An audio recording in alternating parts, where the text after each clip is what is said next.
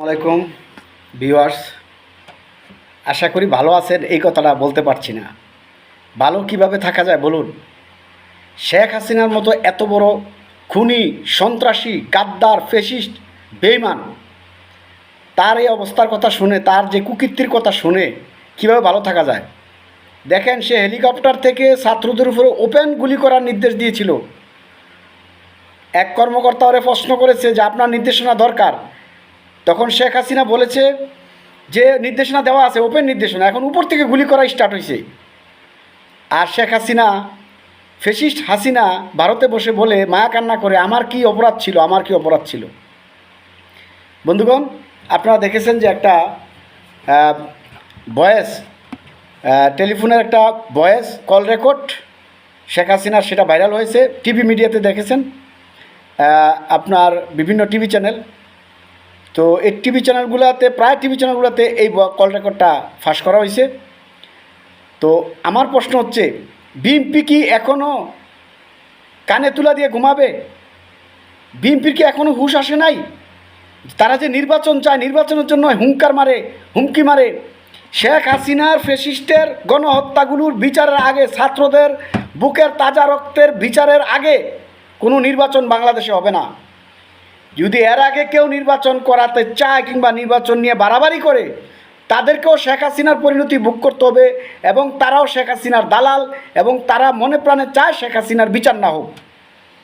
বিগত 16 বছর যেভাবে বিএনপি সহ বিভিন্ন রাজনৈতিক দল, জাতীয় পার্টি সহ বিভিন্ন রাজনৈতিক দল হাসিনার দালালি করেছে, তলে তলে হাসিনার সাথে পিতলা খাতিল করে হাসিনাকে এত বড় স্বৈরাচার ফ্যাসিস্ট হওয়ার সুযোগ করে দিয়েছে।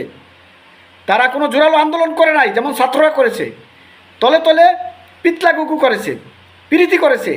আজকে তারা এখনও বাংলাদেশে আছে, এবং তারাই চায় শেখ হাসিনার বিচার না হোক। তারা যে শেখ হাসিনার কাছে বিলিয়ন বিলিয়ন ডলারে বিক্রি হবে না, এটার কোনো গ্যারান্টি নাই।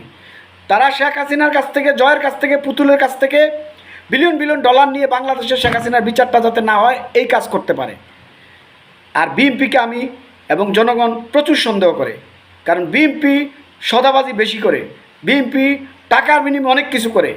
এই দেশের আজকে হাসিনার এই অবস্থার জন্য বিএনপি অনেকটা দায়ী। তো বন্ধুগণ, আপনারা সচেতন হন। সোশ্যাল মিডিয়া যারা আছেন, প্রচুরভাবে ভাইরাল করেন যে শেখ হাসিনার বিচার না হওয়া ছাড়া কোনো নির্বাচন এই দেশে হতে দেব না।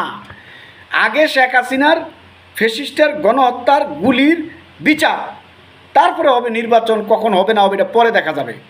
আর তারা যে সই করবে যে ক্ষমতা আসলে শেখ হাসিনার বিচার করবে, তারা লোমবাড়া করবে, কিছুই করবে না। তারা হলো মুনাফেক।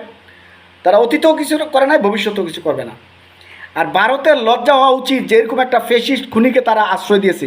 ভারত যে বলতেছে আমরা গণতন্ত্র, ভারত গণতন্ত্রের চেয়ে আরও খারাপ। ভারতে কোনো গণতন্ত্র নাই। যদি গণতন্ত্র থাকতো, তাহলে বাংলাদেশে গণতন্ত্রের হত্যাকারী শেখ হাসিনাকে কীভাবে আশ্রয় দেয়? যে দেশ গণতন্ত্রের প্রবক্তা বা গণতন্ত্রের মনে করে, মডেল মনে করে নিজেদেরকে, সেই দেশ একজন খুনি হাসিনা, যে গণতন্ত্রের হত্যাকারী, গণহত্যাকারী, তাকে কীভাবে আশ্রয় দেয়? ভারতের যে টিভি মিডিয়াগুলো আছে, মেইন স্ট্রিম মিডিয়াগুলো, এগুলো প্রচুর সমালোচনা করে বাংলাদেশ সরকারের, ইউনিট সরকারের, ছাত্রদের, এবং আমাদের বিভিন্ন রাজনৈতিক দলের, জামাতের।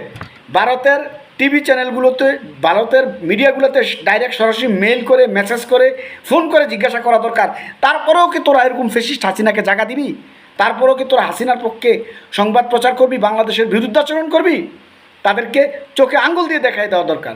এবং তাদের যদি লজ্জা থাকে, তাহলে ফার্দার তারা তাদের মিডিয়াতে হাসিনা দালালি করবে না, বাংলাদেশের বিপক্ষে কোনো কথা বলবে না।